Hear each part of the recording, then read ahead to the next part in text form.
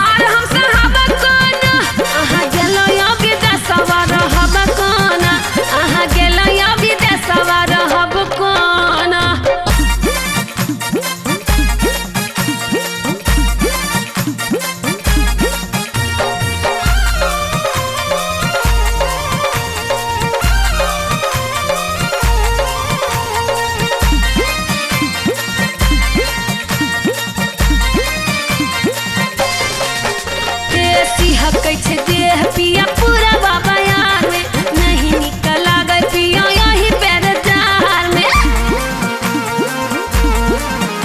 अरे सिंह कैसे देह पिया पूरा बाबा यार में नहीं निकल गए पिया यही पैर जार में। आई बेर के जार हम कटब कोना आई बेर के जार हम कटब कोना आहा गेलो या विदेशवा रहब कोना सैया गेला या विदेशवा रहब कोना।